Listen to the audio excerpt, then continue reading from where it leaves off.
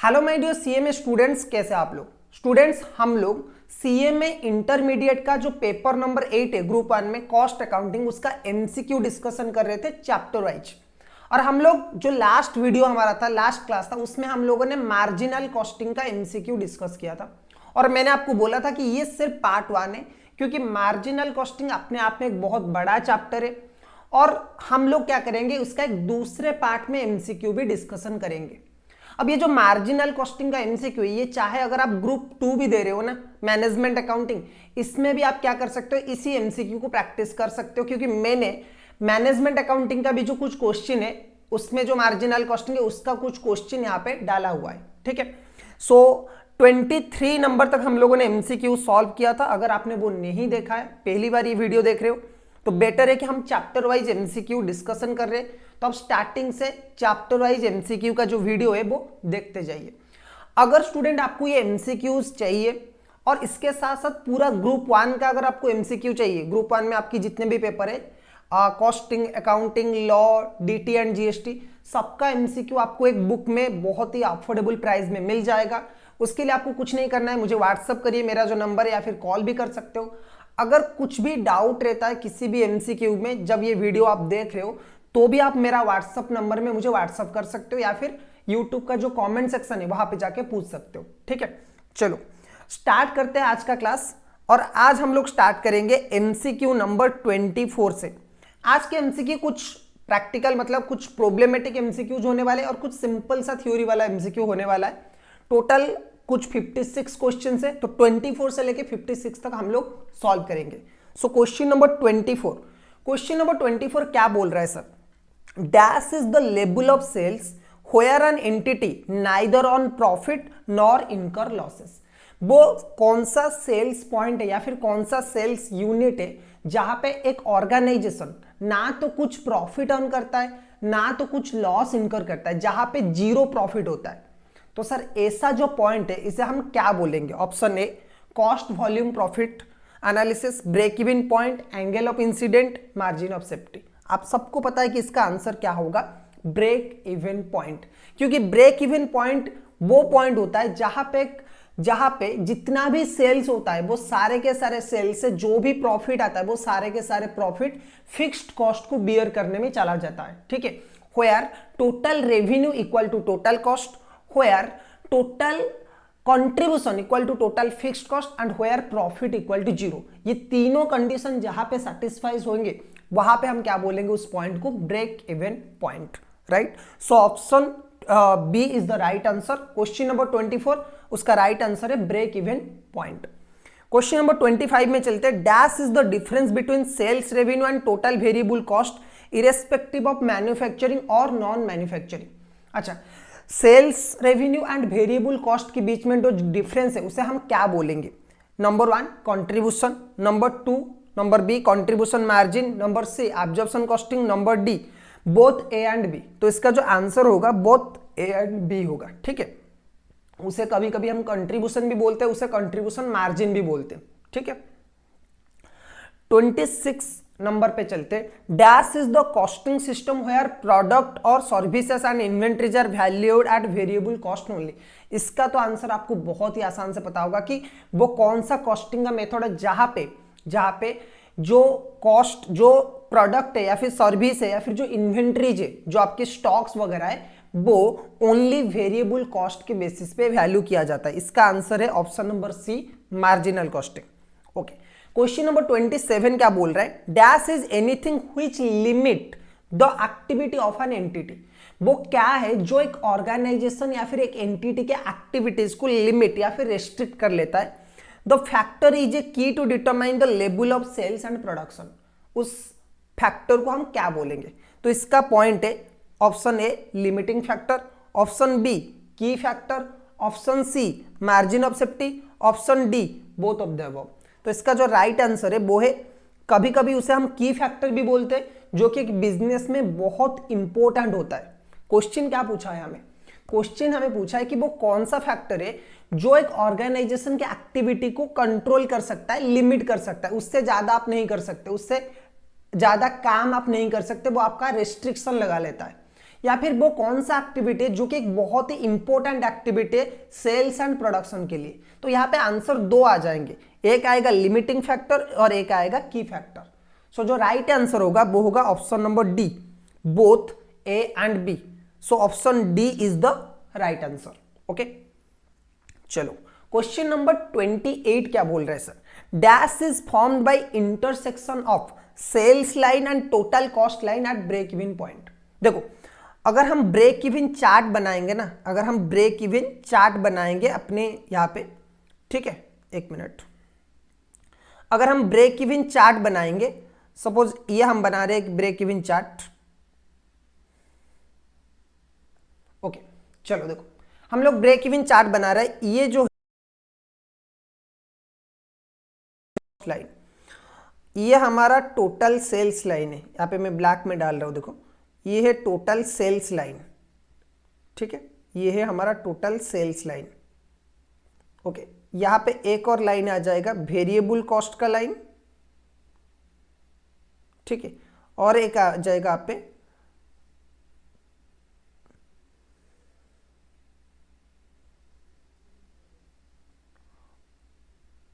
और एक क्या आ जाएगा टोटल कॉस्ट लाइन, सॉरी,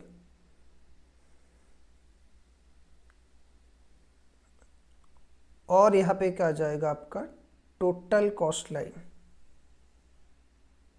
चलो अब अगर ब्रेक इवन पॉइंट की अगर ब्रेक इवन चार्ट हम बताएं तो ये है बीपी चार्ट, बीपी चार्ट, ठीक है, ये एक्स एक्सिस है, ये वाई एक्सिस है।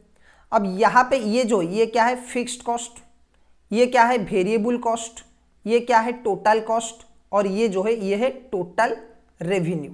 तो यहाँ पे बोल रहा है कि ये जो total revenue and total cost curve, ये दोनों जहां पे इंटरसेक्ट करते हैं इसे क्या बोला जाता है, इसे बोला जाता है बीपी, ठीक है। ये जो पॉइंट होता है ये होता है ब्रेक इवन पॉइंट, और जहां पे ये पॉइंट इंटरसेक्ट करता है ना, इसमें एक एंगल क्रिएट होता है, इस एंगल को क्या बोला जाता है, तो इस एंगल को बोला जाता है एंगल ऑफ इंसिडेंस। इस एंगल को क्या बोला जाता है, एंगल ऑफ इंसिडेंस। सो यहां पे जो राइट आंसर होगा 28 का वो होगा option number C, angle of incident. 29 क्या बोल रहा है, देखो dash is measure by the total variable cost attributable to 1 unit.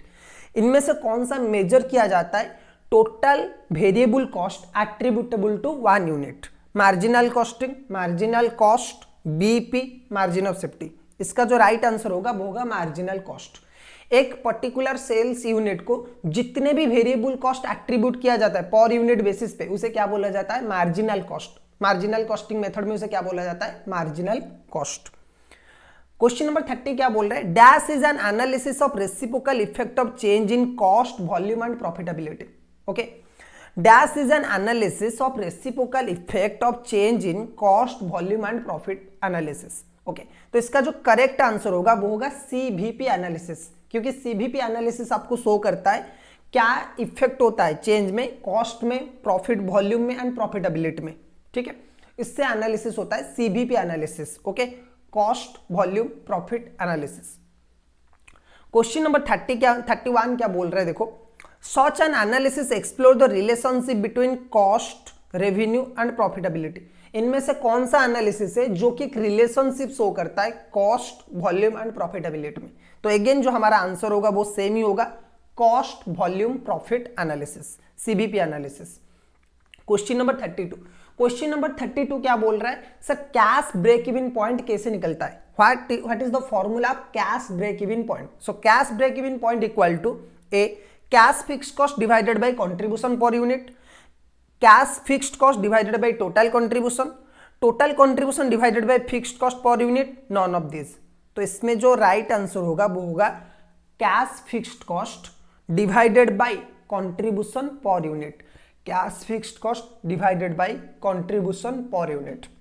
Sir cash fixed cost कैसे निकलता है, बहुत ही सिंपल है।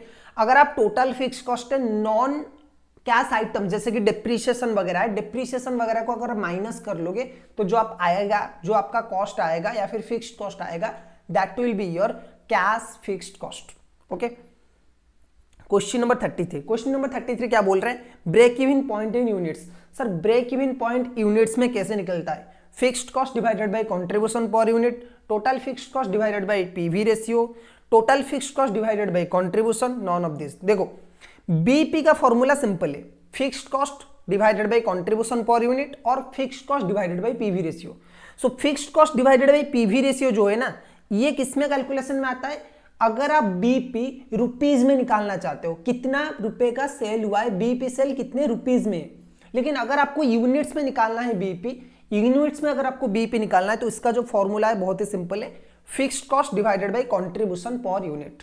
ठीक है, चलो question number 34, which of the following is an importance of CVP analysis. इनमें से सीवीपी एनालिसिस का, कॉस्ट वॉल्यूम प्रॉफिट एनालिसिस का इंपोर्टेंस कौन सा है। Number A, the behaviour of cost in relation to volume, volume of production और sales where the business will break even, sensitivity of profit due to variation in output, all of this.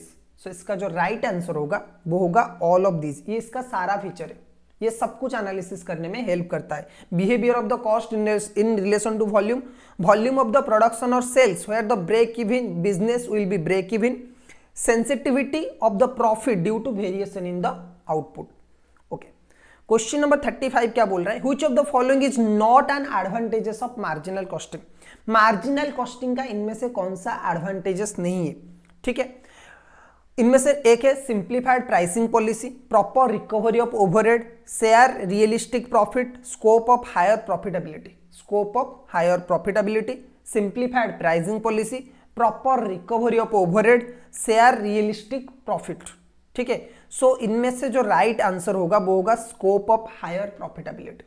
ठीक है, Which of the given below will help an organization in decision making। अच्छा, इनमें से कौन सा decision making में आपको help करता है। ठीक है, total cost, fixed cost, opportunity cost, marginal cost. Obviously marginal cost helps in decision making. Okay, उसके बाद चलते which of the following is not a disadvantage of marginal costing। अच्छा, इनमें से कौन सा मार्जिनल कॉस्टिंग का एक डिसएडवांटेजेस नहीं है। इनमें से कौन सा मार्जिनल कॉस्टिंग का एक डिसएडवांटेजेस नहीं है। डिपेंडेंसी ऑफ की factor, less control over expenditure, difficulty in classification of variable and fixed element, non of this. इनमें से कौन सा मार्जिनल कॉस्टिंग का डिसएडवांटेजेस नहीं है। लेस, इसका जो आंसर होगा वो होगा लेस कंट्रोल ओवर एक्सपेंडिचर। इसका जो आंसर होगा वो क्या होगा, less control over expenditure. Question number 38 क्या बोल रहा है, देखो क्वेश्चन नंबर 38 बोल रहा है dash is the practice of charging all the cost both variable and fixed to operation, process और production.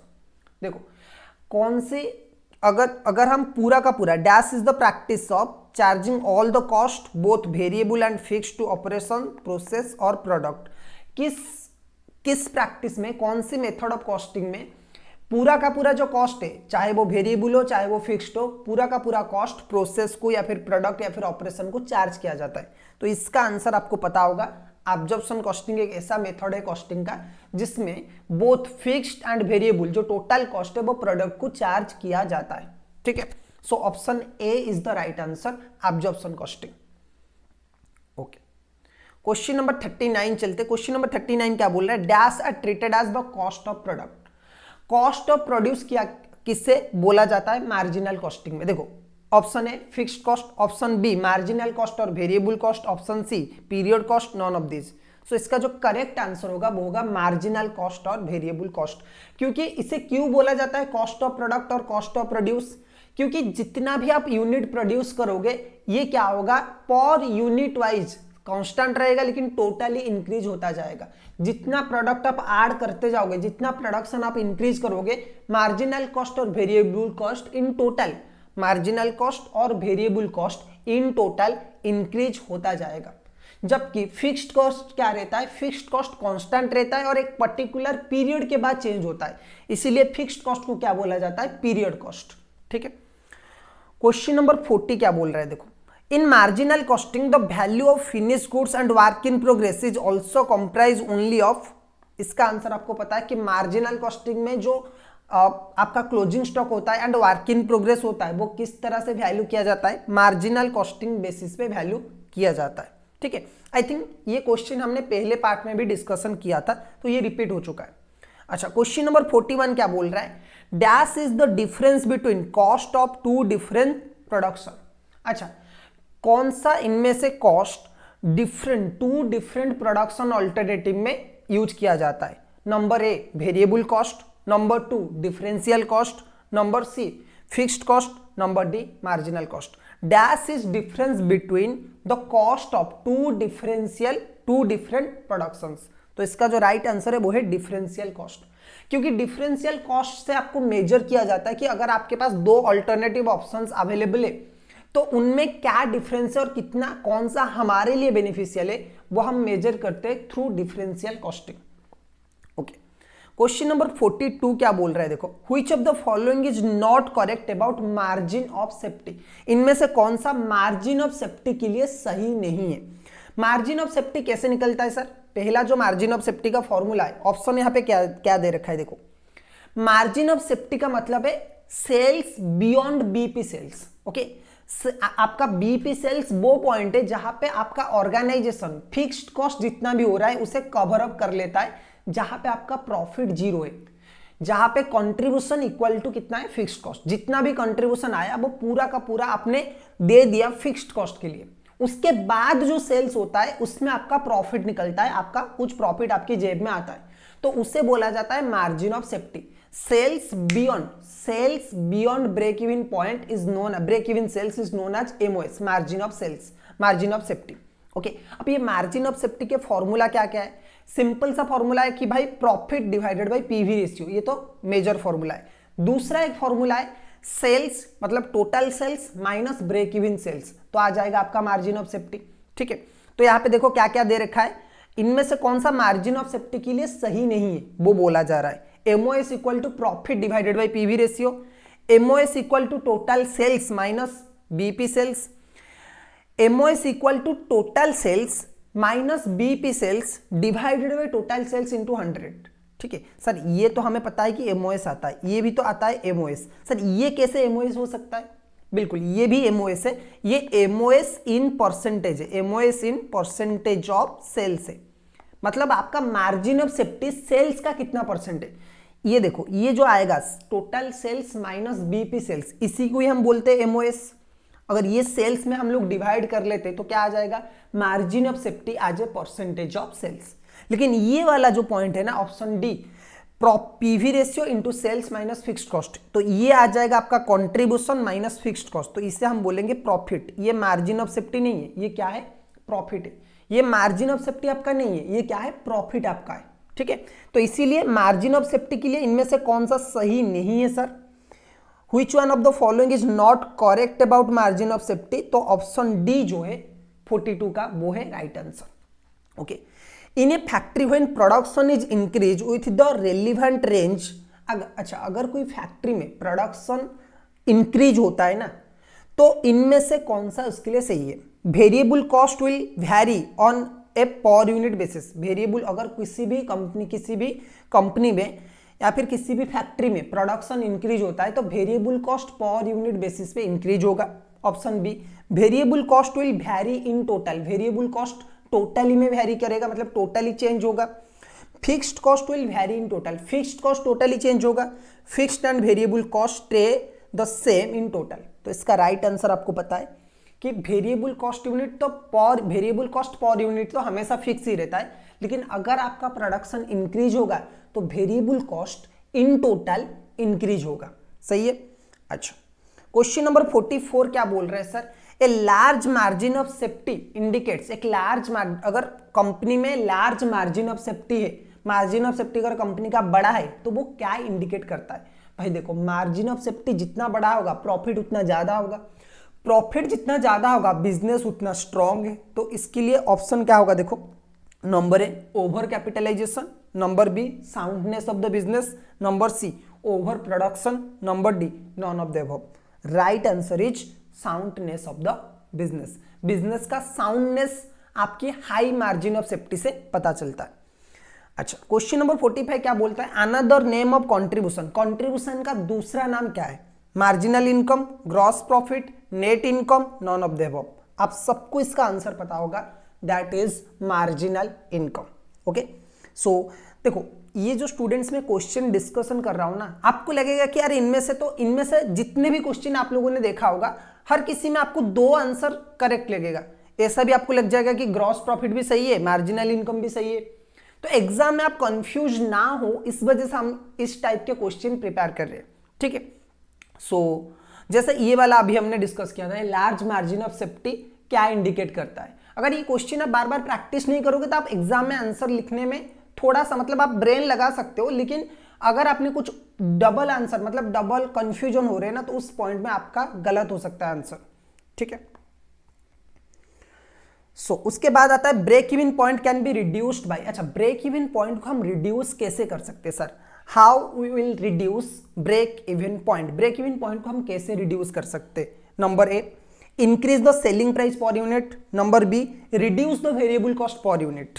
Okay, option C, reduce the fixed cost. Option D, all of the above. Sir देखो, एक example लेता हूं and with example हम लोग समझेंगे कि break even point को इन तीनों में से कैसे हम कम करेंगे। सपोज हमारा सेलिंग प्राइस है 50, ओके, हमारा वेरिएबल कॉस्ट है सपोज ले लो 40। सो सर कंट्रीब्यूशन कितना है? 10। फिक्स्ड कॉस्ट की अगर मैं बात करूं तो फिक्स्ड कॉस्ट कितना है? 1 लाख का है। फिक्स्ड कॉस्ट है 1 लाख का, ठीक है। तो सर बीपी कितना होगा? बीपी देख लो, बहुत ही सिंपल है, 1 लाख डिवाइडेड बाई कंट्रीब्यूशन 10, यानी कि 10,000 है आपका बीपी, ठीक है। 10,000 इज योर बीपी। अब बीपी को हम रिड्यूस कैसे कर सकते हैं? ये बीपी हमारा कम कैसे हो सकता है? पहला बोल रहा है कि भाई इंक्रीज कर लो सेलिंग प्राइस को। सपोज हम सेलिंग प्राइस को कर लेंगे 60, ठीक है। अगर हम सेलिंग प्राइस को 60 कर लेंगे, ठीक है, तो बीपी में क्या इंपैक्ट आएगा? देखो, सेलिंग प्राइस अगर 60 हो गया ना, नंबर 1, सेलिंग प्राइस अगर 60 हो गया तो आपका कंट्रीब्यूशन कितना हो जाएगा? 20। सो अगर कंट्रीब्यूशन 20 हो गया तो इसको डिवाइड कर लीजिए 20 से। सो योर आंसर इज 5,000, ठीक है। जहां पे 10,000 आता था अभी वहां पे कितना आएगा? 5,000 आएगा, तो बीपी रिड्यूस हो गया। सो ये वाला तो सर सही है। ऑप्शन बी बोल रहा है कि reduce the variable cost per unit. Variable cost को रिड्यूस कर लो। अच्छा, हमारा सेलिंग प्राइस उतना ही रहेगा 50, लेकिन हम वेरिएबल कॉस्ट को क्या कर लेंगे? 30 कर लेंगे। तो उस केस में कितना आएगा? कंट्रीब्यूशन अगेन आ जाएगा 20 और बीपी फिर से रिड्यूस हो जाएगा। सर हम क्या करेंगे ना, हम क्या करेंगे? रिड्यूस फिक्स्ड कॉस्ट को रिड्यूस कर लेंगे।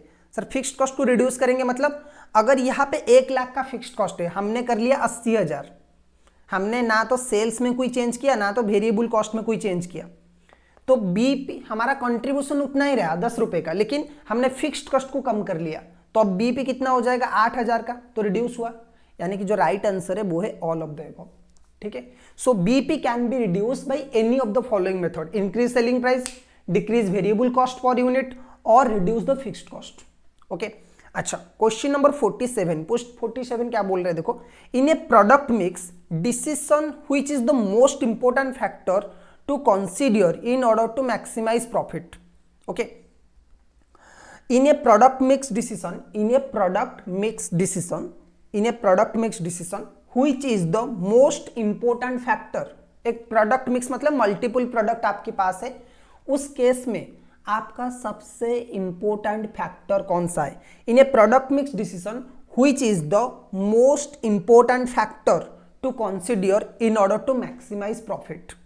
Option A, contribution per unit of a scarce resources used to make the product, contribution per unit of the product, variable cost per unit of the product और selling price per unit.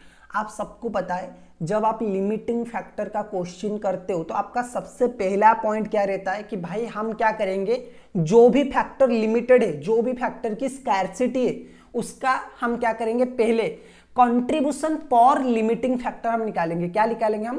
Contribution पर limiting factor, contribution पर limiting factor, ये पहले हम निकालेंगे, ठीक है। उसके बाद जिसका contribution per unit of limiting factor ज्यादा आएगा उस प्रोडक्ट को हम पहले बनाएंगे, उसके बाद जो दूसरे नंबर पर आएगा उसे बनाएंगे, उसके बाद जो सब्सिक्वेंट रैंक में आएगा उसे बनाएंगे। सो यहाँ पे जो राइट आंसर होगा वो होगा option number A, contribution per unit of scarce resources used to make the product. ये सबसे इंपॉर्टेंट फैक्टर है। ऐसे जैसे क्वेश्चन होता है ना, क्वेश्चन 47 जैसे, ये बहुत ही इंपॉर्टेंट क्वेश्चन होता है। अगर एग्जाम में आ गया आपको लगेगा कि क्वेश्चन बहुत टफ है, लेकिन ये जो क्वेश्चन है ये बहुत यूनिक क्वेश्चन होते हैं।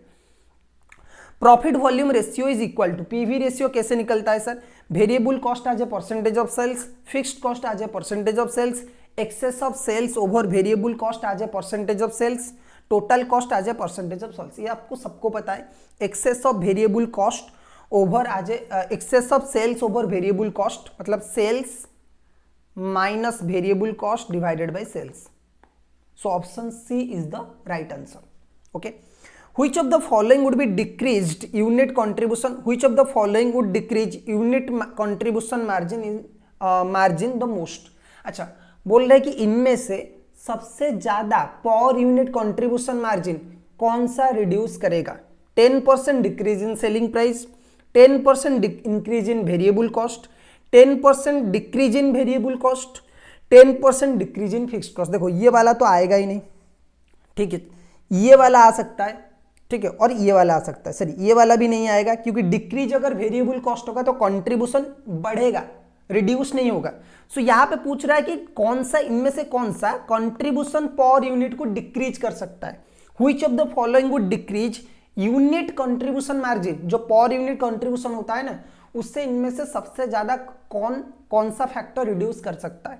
तो दो ही ऑप्शन बचते हैं यहाँ पे, 10% decrease in selling price, 10% increase in variable cost. ठीक है, सो अगर वेरिएबल कॉस्ट बढ़ेगा तो भी कंट्रीब्यूशन रिड्यूस होगा। ओके, अगर सेलिंग प्राइस बढ़ेगा, सेलिंग प्राइस का रिड्यूस होता है तो भी वेरिएबल कॉस्ट, तो भी क्या होगा, कंट्रीब्यूशन रिड्यूस होगा। तो यहाँ पे जो सबसे इंपॉर्टेंट आंसर आएगा वो आएगा ए। देखो दोनों सही है, लेकिन सबसे ज्यादा कौन इंपैक्ट करेगा अगर सेलिंग प्राइस में कोई रिडक्शन आता है। So 10% decrease in selling price is the right answer. Okay, Messrs SP limited sells Glucon P at a selling price of 100 per unit. अच्छा, मेसर्स एसपी लिमिटेड है जो कि ग्लूकॉन बोल के एक प्रोडक्ट है, ग्लूकॉन पी, वो बनाता है जिसका सेलिंग प्राइस कितना है 100। सेलिंग प्राइस कितना है सर 100 है। ओके, वेरिएबल कॉस्ट है सर कितना, वेरिएबल कॉस्ट भी 80 रुपीज का है, वेरिएबल कॉस्ट है 80 rupees. Okay, and fixed cost for the year is 3 lakh. Fixed cost कितना है 3 लाख का है। सो फिक्स्ड कॉस्ट में बोलूं 3 लाख का है, ठीक है, 3 लाख का। कंट्रीब्यूशन सर कितना है 20 रुपए का है, कंट्रीब्यूशन है 20 रुपीज का। सेलिंग प्राइस 100 का है, वेरिएबल कॉस्ट 80 का है, तो कंट्रीब्यूशन है 20। फिक्स्ड कॉस्ट है 3 लाख का। Actual quantity sold during the year कितना है, एक्चुअल क्वांटिटी सोल्ड कितना हुआ है during the year, 1 lakh unit sold हुआ है।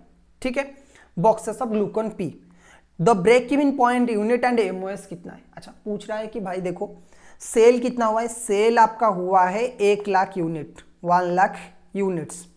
आपको फिक्स्ड कॉस्ट दिया हुआ है, आपको वेरिएबल कॉस्ट दिया हुआ है पर यूनिट, आपको सेलिंग प्राइस पर यूनिट दिया हुआ है, आपने कंट्रीब्यूशन निकाल लिया। सो हमारा सेलिंग प्राइस है 100, वेरिएबल कॉस्ट है 80, so our contribution is 20 rupees per unit. Fixed cost हमें दे रखा है, हम निकाल लेंगे बीपी। बीपी कैसा आएगा, fixed cost divided by contribution. So यहाँ पे मैं बोलूँ 3 लाख डिवाइडेड बाय कंट्रीब्यूशन कितना आ रहा है, कंट्रीब्यूशन आ रहा है 20। तो यहाँ पे अगर हम इसे डिवाइड कर लेंगे तो यहाँ पे कितना आएगा 15,000 का। ठीक है, 15,000 आ रहा है, एक जीरो निकाल लो, 15,000 आ रहा है। So BP is 15,000। अगर बीपी 15,000 का है तो एमओएस सर कितने का आएगा, माइनस कर लो टोटल सेल से। अगर सेल से 1 लाख का और बीपी अगर मैं बोलूँ है 15,000 का, तो सर एमओएस कितने का आएगा, 85,000 का सर आएगा। ठीक है, so option C is the right answer. BP will be 15,000 and MOS will be 85,000। कैसे निकाला मैंने आपको पता चल गया। एमसीक्यू में आपको ऐसे ही करना है, रफ में आप कैलकुलेशन कर सकते हो। ठीक है, अच्छा, fixed cost is relevant if it is, देखो फिक्स्ड कॉस्ट मार्जिनल कॉस्टिंग में कब रेलिवेंट होता है, फिक्स्ड कॉस्ट मार्जिनल कॉस्टिंग में कब रेलिवेंट होता है, या फिर जब हम डिफरेंट अल्टरनेटिव चेक करते हैं तब फिक्स्ड कॉस्ट कब रेलिवेंट होता है, जहां पे फिक्स्ड कॉस्ट ऑन अवॉइडेबल है। जहां पे फिक्स्ड कॉस्ट ऑन अवॉइडेबल है वहां पे फिक्स्ड कॉस्ट बहुत ज्यादा, जहां पे फिक्स्ड कॉस्ट ऑन अवॉइडेबल है फिक्स्ड कॉस्ट वहां पे बहुत ज्यादा इंपॉर्टेंट है। So option C is the right answer. Fixed cost is relevant if it is unavoidable. Okay, अच्छा, Messrs NABARD limited has provided you the following data for the financial year 2024-2025। अच्छा, NABARD limited एक company है जिसने आपको क्या किया है, कुछ डाटा प्रोवाइड किया है, जैसे कि break even point in rupees, BP in rupees इन लोगों ने दे रखा है 2,66,667। सेलिंग प्राइस कितना है 10 रुपीज़ का है, वेरिएबल कॉस्ट कितना है 70 रुपीज़ का है, फिक्स्ड कॉस्ट कितना है 80,000 का है। If the selling price per unit is reduced by 10% in the next year, what will be the new break even point. अच्छा क्या बोल रहा है कि अगर सेलिंग प्राइस 10% रिड्यूस हो गया, देखो अभी सेलिंग प्राइस कितना है 100, न्यू सेलिंग प्राइस कितना हो जाएगा, न्यू सेलिंग प्राइस कितना हो जाएगा सर 90 रुपए का हो जाएगा, क्योंकि 10% रिड्यूस हो रहा है। वेरिएबल कॉस्ट तो कांस्टेंट ही रहेगा, वेरिएबल कॉस्ट यहाँ पे भी 70 है, यहाँ पे भी 70 है, तो यहाँ पे आपका कितना आ रहा है, यहाँ पे आपका 30 रुपीज़ का आ रहा है बीपी, सॉरी यहाँ पे कंट्रीब्यूशन आ रहा है 30 रुपीज़ का, यहाँ पे कंट्रीब्यूशन आएगा 20 रुपीज़ का, यहाँ पे कंट्रीब्यूशन आपका आ रहा है 30 रुपीज़ का और यहाँ पे कितना आएगा 20 रुपीज़ का।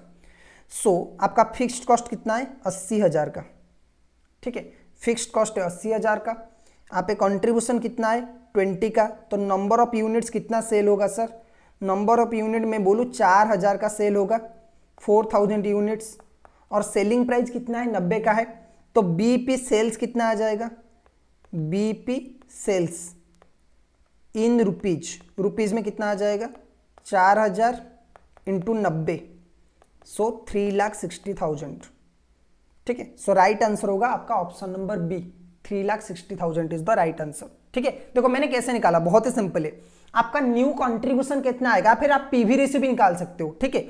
आपका न्यू पीवी रेशियो कितना आएगा 20 डिवाइडेड बाई 90, पीवी रेशियो आपका कितना आ जाएगा, PV ratio new PV ratio 20 divided by 90 into 100, ठीक है। जितना भी आया उसे डिवाइड कर लो 80,000 में, या फिर आप ऐसे भी कर सकते हो, कंट्रीब्यूशन कितना है 20 रुपीज़ का, सो बीपी इन यूनिट्स कितना आ जाएगा 4000 का, उसमें मल्टीप्लाई कर लो 90 रुपए, आपका आ जाएगा बीपी इन रुपीज, ठीक है। चलो क्लियर पेज कर लेते हैं। उसके बाद आता है 53, क्वेश्चन नंबर 53 क्या बोल रहा है, messrs unicorn limited sold 200 unit and 300 unit of its product in 2023-2024 respectively, if the total variable cost for 2023 and 2024 is 10,000 and 12,000 respectively, the fixed overhead would be। अच्छा क्या बोल रहा है देखो कि मेसर्स यूनिकॉर्न लिमिटेड ने 2023 में एंड 2024 में 200 यूनिट एंड 300 यूनिट बेचा, यानी कि 2023 में कितना है, 2023 में यूनिट से 200, ठीक है, 2024 में कितना है, 2024 में है 300, कॉस्ट कितना है 10,000 एंड यहाँ पे है 12,000 12,000, ठीक है। सो इनमें से वेरिएबल कितना होगा, फिक्स्ड कितना होगा, हमें पूछा कि वेरिएबल कितना होगा, हमें पूछा कि फिक्स्ड कॉस्ट कितना होगा वो बता दो।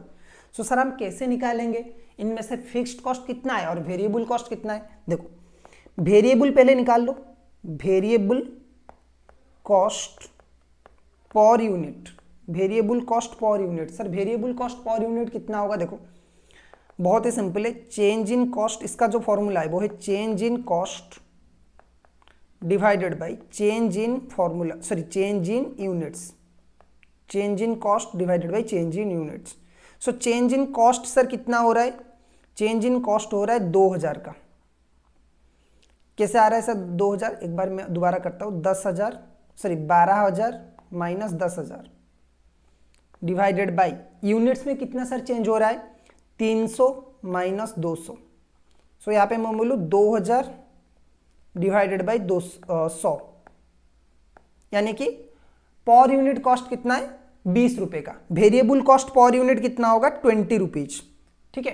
अगर वेरिएबल कॉस्ट 20 रुपीज का है तो फिक्स्ड कॉस्ट हम निकाल सकते हैं, तो हम अगर हम 2024 की कैलकुलेशन करें तो वेरिएबल कॉस्ट कितना होगा 300 इंटू 20, यानी कि मैं बोलूँ 6,000। सो अगर वेरिएबल कॉस्ट 6,000 है, टोटल कॉस्ट कितना है 12,000, तो फिक्स्ड कॉस्ट कितना होगा रिमेनिंग, अगर वेरिएबल कॉस्ट 6,000 का है वेरिएबल कॉस्ट, सो फिक्स्ड कॉस्ट कितना होगा बाकी का 6,000, रेस्ट ऑफ द जो है, ठीक है। सो आंसर है यहाँ पे 6,000 ए, ठीक है। यहाँ पे अदर ऑप्शन दे रखा है, आपको करने की जरूरत भी नहीं है, 6,000 is the right answer, so option A is the right answer. यहाँ पे क्वेश्चन नंबर 54 क्या पूछ रहा है, देखिए इफ पीवी रेशियो इज 20%, अगर पीवी रेशियो 20% का है, सेलिंग प्राइस है 50, ओके, मार्जिन ऑफ सेफ्टी है 2000 यूनिट एंड फिक्स्ड कॉस्ट है 3000 30,000 यूनिट का, सो एक्चुअल सेल्स क्वांटिटी कितना है, बहुत ही सिंपल है देखो, ओके, आप बहुत आराम से निकाल सकते हो, आपको निकालना है बीपी सेल्स, बीपी इन यूनिट्स, बीपी इन यूनिट्स। अच्छा बीपी इन यूनिट्स कैसे निकलेगा, fixed cost divided by contribution, तो सर कंट्रीब्यूशन कैसे निकलेगा, 50 इंटू 20%, मैं बोलूँ यानी कि selling price into PV ratio, ये आ जाएगा आपका कंट्रीब्यूशन। तो selling price plus PV ratio कितना आ रहा है, देखो ये आ रहा है 10 रुपीज़ का, और आपका यहाँ पे कितना है ये फिक्स्ड कॉस्ट है आपका 30,000 डिवाइडेड बाई 10, सो कितना आ रहा है बीपी यूनिट्स में 3000। सो अगर बीपी है 3000 का, बीपी इक्वल टू 3000, एमओएस आपका कितना है 2000, सो टोटल सेल्स कितना आ जाएगा 5000, दोनों को मिला लो, so option C is the right answer. अच्छा, मेसर्स जिम्बारा limited sold 65,000 units of product at 80 rupees per unit. अच्छा, जिम्बारा लिमिटेड एक कंपनी है जिसने अपनी 65,000 प्रोडक्ट बेचा है 80 रुपए में। पीवी रेशियो कितना है 20% का, टोटल फिक्स कॉस्ट है 6,40,000 का, तो मार्जिन ऑफ सेफ्टी कितने का होगा, देखो बहुत ही सिंपल है। अभी अभी हमने निकाला, जैसे निकाला वहां पे हम बीपी निकालेंगे, बीपी इन यूनिट्स, बीपी इन यूनिट्स कितना आ जाएगा भाई, fixed cost divided by contribution. Sir fixed contribution कैसे आएगा, selling price into PV ratio, तो सेलिंग प्राइस कितना होगा सर, सेलिंग प्राइस होगा आपका 80 इंटू कंट्रीब्यूशन है 20%, सो मैं बोलूँ सॉरी पीवी रेशियो है 20%, सो मैं बोलूँ कंट्रीब्यूशन कितना आएगा 16, यहाँ पे आपका फिक्स्ड कॉस्ट कितना है 6,40,000 डिवाइडेड बाय कंट्रीब्यूशन कर लो 16, तो कितना आ रहा है सर 40,000 का आ रहा है सर, 40,000 का सर आपका आ रहा है यूनिट्स। सो बीपी इन यूनिट्स सर कितना है 40,000। अगर बीपी 40,000 का है, टोटल सेल्स है 65,000 का, तो एमओएस कितना का आ जाएगा सर 25,000 का आ जाएगा। ठीक है, देखो यहाँ पे total sales minus BP equal to MOS, तो सेल्स कितना है सर 65,000, बीपी कितना है सर 40,000 का, बीपी कितना है सर 40,000 का, तो सर एमओएस कितना आ जाएगा 25,000 का। So option C is the right answer. So students, हम लोगों ने बहुत सारे क्वेश्चंस मार्जिनल कॉस्टिंग हम लोगों ने सॉल्व कर लिया, ऑलमोस्ट हम लोगों ने 55 क्वेश्चन सॉल्व किए। सो इतना ही क्वेश्चन सफिशिएंट नहीं है। देखो, मार्जिनल कॉस्टिंग एक ऐसा चैप्टर है जिसमें से कभी भी कोई भी आप फिगर डाल दो वो एक एमसीक्यू बन जाएगा। सो एग्जाम में कहीं से भी एमसीक्यू पूछ सकता है, लेकिन these are the most relevant questions जो मैंने सीएमए के ग्रुप 2 हो गया, सीएमए के ग्रुप 1 हो गया, या फिर आपकी जो एमटीपी आरटीपी वहां से मैंने कलेक्ट किया है। सो इनमें से एक दो क्वेश्चन शायद आपके एग्जाम में आ सकता है। एक बार अच्छे से प्रैक्टिस कर लीजिए, जितना आप प्रैक्टिस करोगे उतना ही ज्यादा एमसीक्यू आप सॉल्व कर सकते हो। ठीक है, सो आज हमारा मार्जिनल कॉस्टिंग का जो एमसीक्यू है वो इसी के साथ 2 पार्ट में खत्म हो जाता है। इसके बाद हम और एक नया चैप्टर का एमसीक्यू नेक्स्ट वीडियो में रिवाइज करने वाले। अगर ये एमसीक्यू वीडियोस आपको थोड़ा सा भी मदद कर रहा है ना, तो आपको जो भी हेल्प हो रहा है आप कर सकते हो। चैनल को आप वीडियो को लाइक कर लीजिए, चैनल को सब्सक्राइब कर लीजिए। अगर कुछ भी हेल्प हमें चाहिए, आपको चाहिए, आप व्हाट्सएप में मुझे पूछ सकते हो। ठीक है, आप मुझे व्हाट्सअप कर सकते हो, मैं आपको आंसर डेफिनेटली बताऊंगा। कहीं पे भी अगर कुछ डाउट है आप वहां पे भी आप मुझे पूछ सकते हो। अगर ये एमसीक्यू चाहिए आपको, मैं आपको बोल रहा हूँ कि बहुत ही अफोर्डेबल प्राइस में ये एमसीक्यूज आपको मिल सकता है। एमसीक्यूज को आप स्किप नहीं कर सकते, क्योंकि MCQs are the most important factors आपको जो आपकी एग्जाम क्लियर करने में मदद करेगा। ठीक है, 30 मार्क का एमसीक्यू आता है, 30 मार्क का, और सिर्फ आपको चूज करना है। और इससे इजी वे नहीं हो सकता कि आप जिसमें मार्क रख सकते हो। अगर आप 30 आउट ऑफ 30 भी स्कोर कर सकते हो, जो कि इम्पॉसिबल बिल्कुल भी नहीं है, you can easily score 30 out of 30। अगर आप 30 आउट ऑफ 30 भी स्कोर कर लेते हो तो आपकी पास होने की प्रोबेबिलिटी में बोलूं 95% आ जाता है। क्योंकि 4 चैप्टर में अगर आप 30 करके 120 स्कोर कर लेते हो, अगर आपने ग्रेटर देन 100 भी सॉल्व कर लिया ना, मतलब एमसीक्यू में अगर आपने 100 से ज्यादा स्कोर किया, सो आपकी जो पास होने की प्रोबेबिलिटी है वो 80% से ज्यादा रहता है। ठीक है, सो इसी के साथ अगर आपको एमसीक्यू चाहिए आप मुझे कॉल कर सकते हो। एमसीक्यू अगर आपको नहीं चाहिए, अगर आपको लगता है कि नहीं मैं सेल्फ स्टडी भी कर सकता हूं, मुझे एमसीक्यू की जरूरत नहीं है बुक्स की, कोई बात नहीं, आप मेरे वीडियो को 1-2 बार देख लीजिए। ये जो क्वेश्चंस में प्रैक्टिस करवा रहे हो इसे लिख लीजिए आप अपनी कॉपी पे, या फिर स्क्रीनशॉट ले लीजिए, उसको लिख लीजिए, तो भी आपके पास एमसीक्यू का जो पॉइंट है वो भी एमसीक्यू आ जाएंगे। ठीक है, और आप अपनी बुक्स रेफर कर सकते हो, अगर आपके पास स्कैनर वगैरह है वो रेफर कर सकते हो। ठीक है, और वहां से भी आप एमसीक्यू प्रैक्टिस कर सकते हो। कहीं पे भी कुछ डाउट होता है तो आप मुझे व्हाट्सअप कर सकते हो, मेरा जो नंबर है वो आपको डिस्प्ले पे शो कर रहा होगा। ठीक है, सो आज की क्लास में बस इतना ही, फिर एक नया क्लास में मिलेंगे। Till then keep learning.